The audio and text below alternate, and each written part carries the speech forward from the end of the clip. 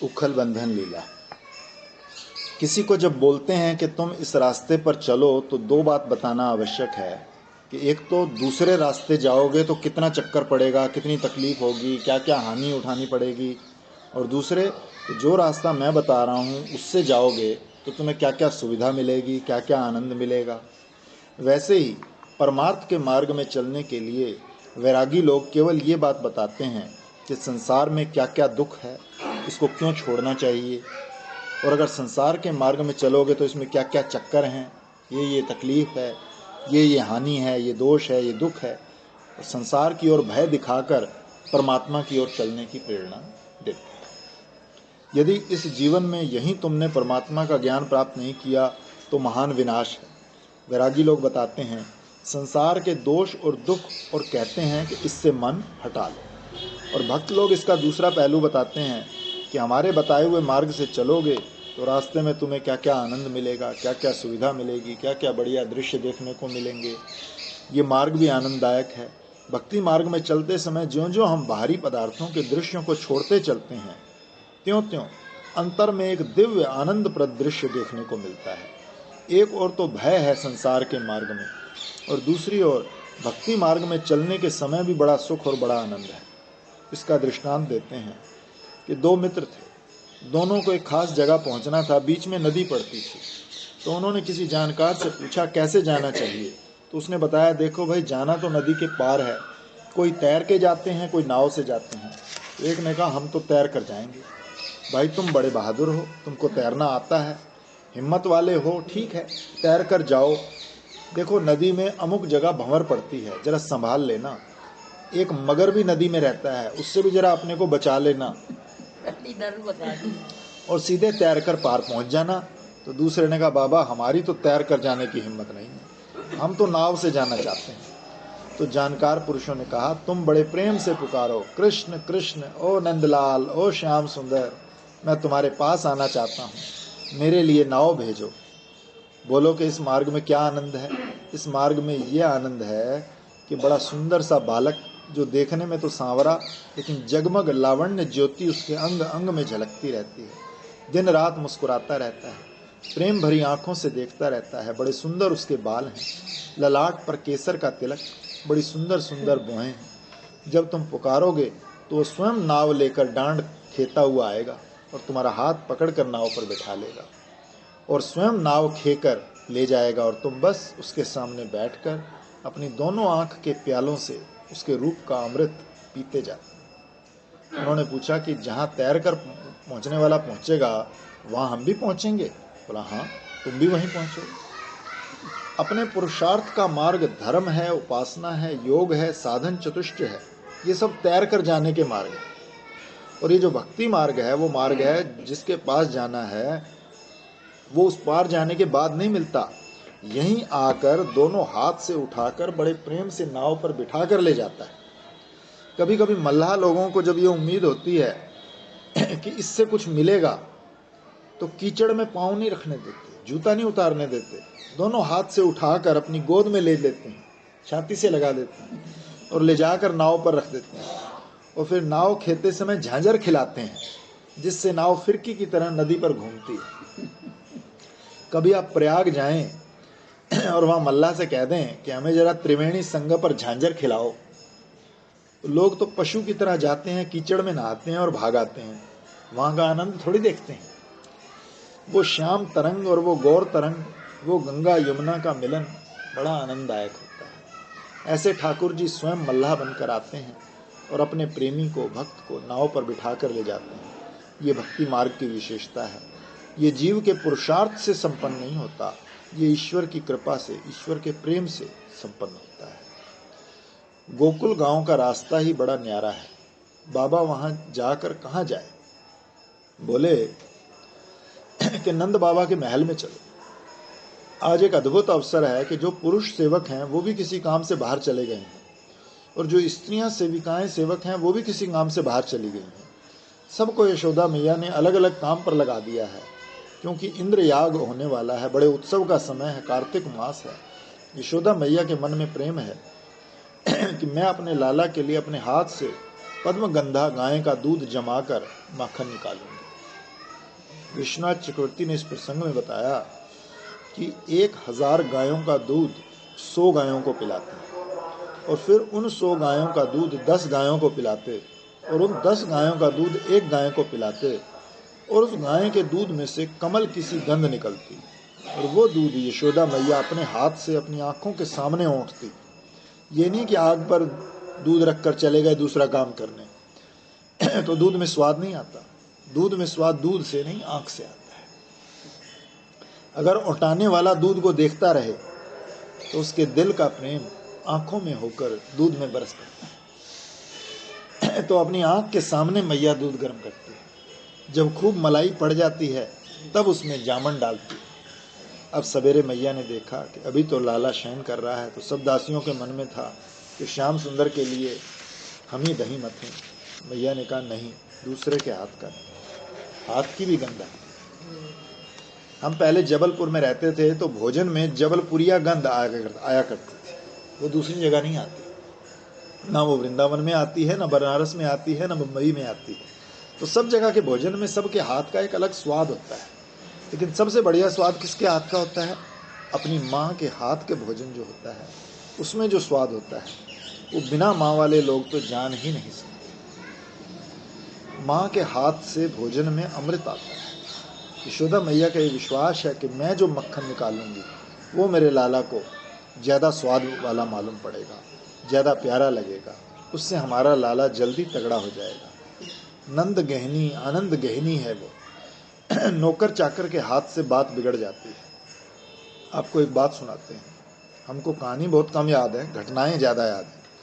तो एक बार क्या हुआ कि जब श्री उड़िया बाबा जी महाराज वृंदावन में रहते थे तो एक बड़े संपन्न व्यक्ति आए। उन्होंने कहा, महाराज दूध तो आश्रम में काम आता ही है, आपको भी रोज काम आता है, सो हम हिसार से 10 गायें मंगा कर रख देते हैं। बाबा ने कहा, हम कहाँ चारा पावेंगे, कहाँ आदमी रखेंगे, कौन गायों की सेवा करेगा? तो उन्होंने कहा कि अच्छा, हम अपने बंगले में सब व्यवस्था करते हैं और दूध आपके पास आएगा। अब 10 की जगह 12 गायें आ गई, 10-10, 20-20 सेर दूध देने वाली गाय। अब वो तो रहते थे दूसरी जगह और नौकर रहते थे वहाँ। वो उसमें से घी निकाल कर नौकर खुद खा जाते और डालडा खरीद के आश्रम में दे जाते। पानी निकाल कर दूध आश्रम में दे जाते और असली दूध खुद पी जाते। तो अपना प्रेम अपने हृदय में रहता है और वो अपने हाथ से जितना प्रकट होता है, अपनी आंख से जितना प्रकट होता है, उतना दूसरे से नहीं। तो मैया श्याम सुंदर के लिए स्वयं दही मथने बैठ गई। निर्ममंथ स्वयं दधी, ये कल सुनाया था। तो आनंद गहनी यशोदा माने आनंद की गहनी। आनंद का घर कहाँ है? आनंद का पता आपको मालूम है? आनंद प्रेमी के हृदय में रहता है, वही आनंद का पता ठिकाना है। कभी आनंद को टेलीफोन करना हो, चिट्ठी लिखनी हो तो किस पते पर लिखना? बताया कि प्रेमी का हृदय ही उसका पता है।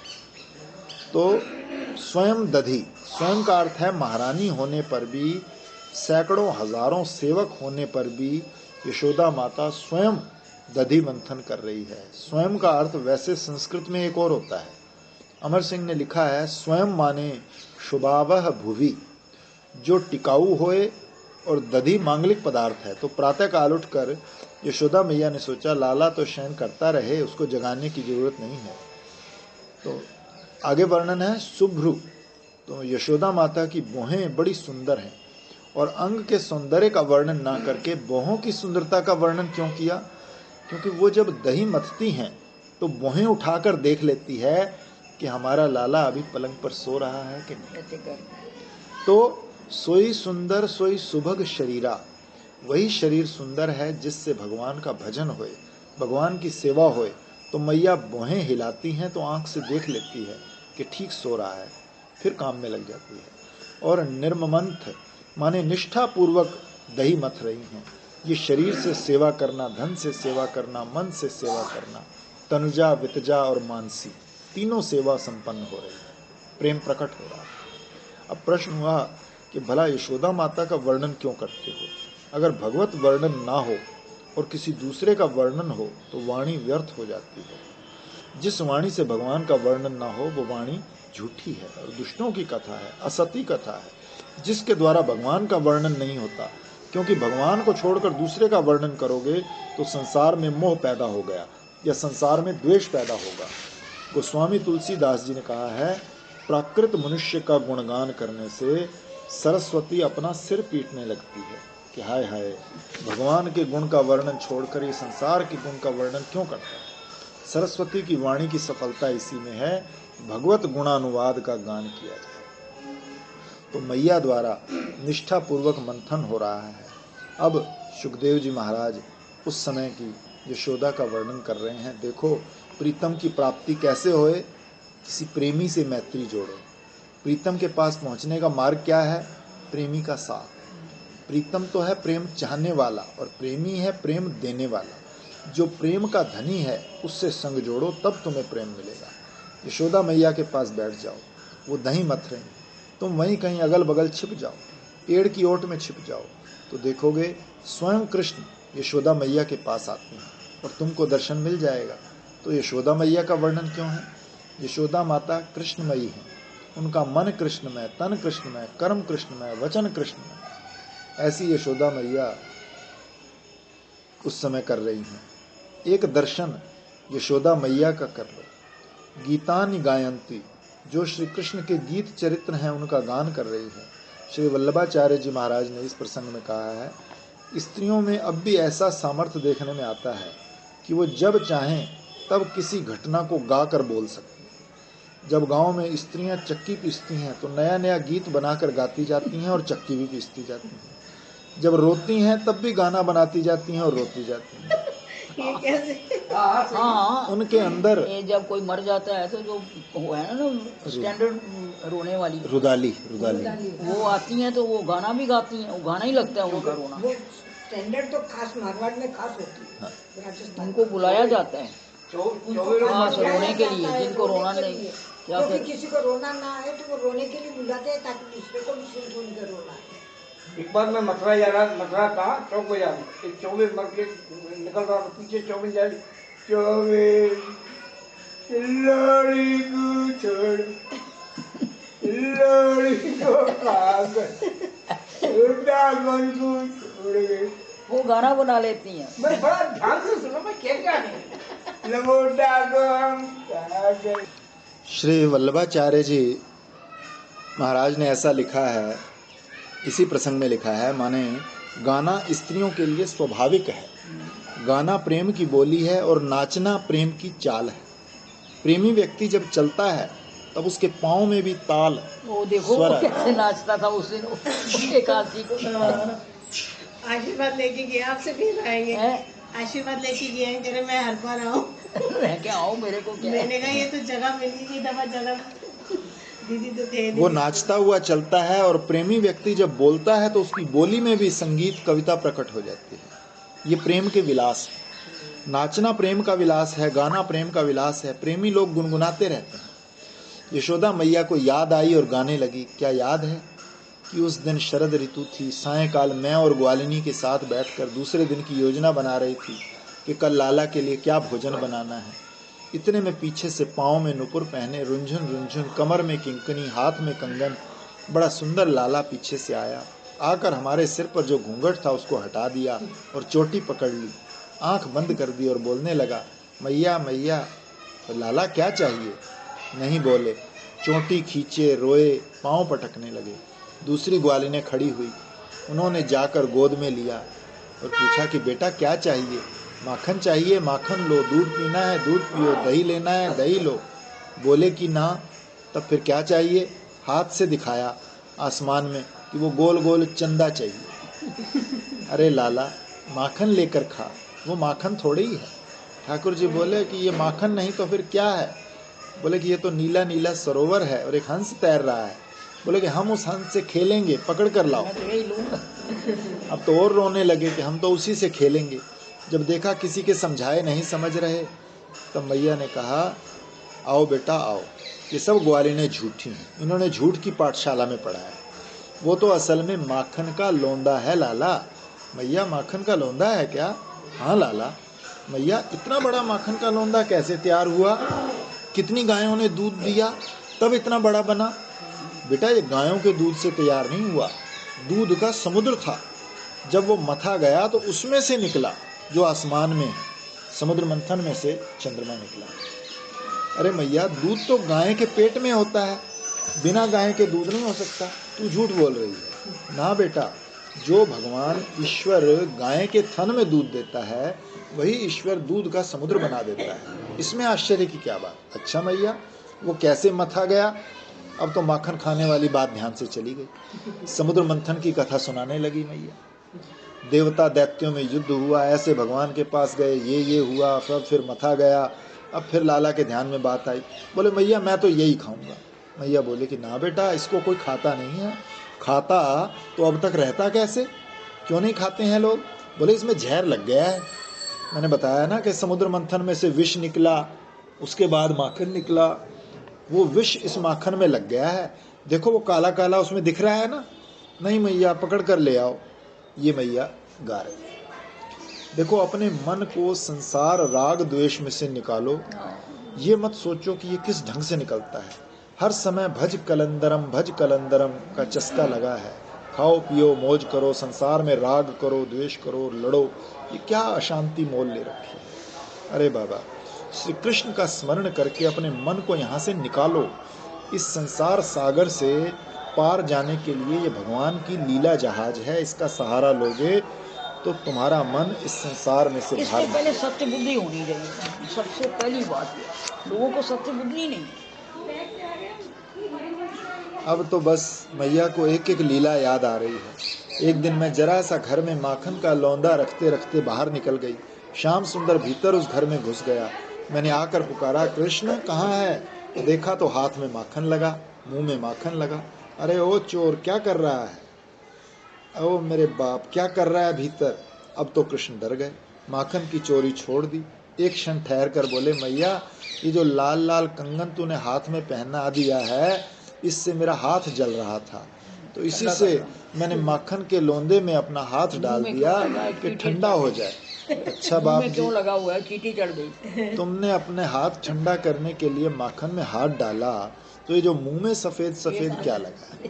बोले मैया मक्खी बैठ गई थी तो उसको उड़ाया, तो हाथ से मुंह पर लग गया। ये देखो बालकपन की लीला। अब इसकी संगति देखो। मैया कभी कृष्ण को डांटती भी थी, कभी सांटी ले उगलवाती माटी। अब राजा परीक्षित के मन में ये प्रश्न उठा कि इतना सौभाग्य मैया को कहां से प्राप्त हुआ कि त्रिभुवनपति, अनंत कोटि ब्रह्मांड के स्वामी सर्वेश्वर को मैया सांटी ले उगलवाती माटी। वो इतना दुष्ट हो गया। प्रेम का इतना सामर्थ्य है कि वो एक ईश्वर को, राजा महाराजा को चोर बनवा दे, वो विरक्त को रागी बना दे, वो हिमालय की चोटी में रहने वाले को शहर में खींच ले, वो निराकार को साकार बना दे, कारण को कार्य बना दे, बाप को बेटा बना दे। भक्ति में, प्रीति में, सेवा में इतना सामर्थ्य है। ना अभी ना ये सुन रहे हैं ना, तो जैसे उस दिन मैं पूछ रही थी कि गोपी बाबा आपने इनके दर्शन किए, ऐसे बात हम कर रहे थे ना उस दिन परसों, किस किस के दर्शन हुए, तो ऐसी जैसे लीला सुन रहे, तो ऐसे मुंह में आने वाले तो गोपी बाबा आपने तो कृष्ण को देखा, हम तो बाद में आए हैं। पता नहीं कैसे एकदम ऐसे आ रहा है कि आप तो यहीं रहने वाले हो, आपको तो दर्शन हुए होंगे।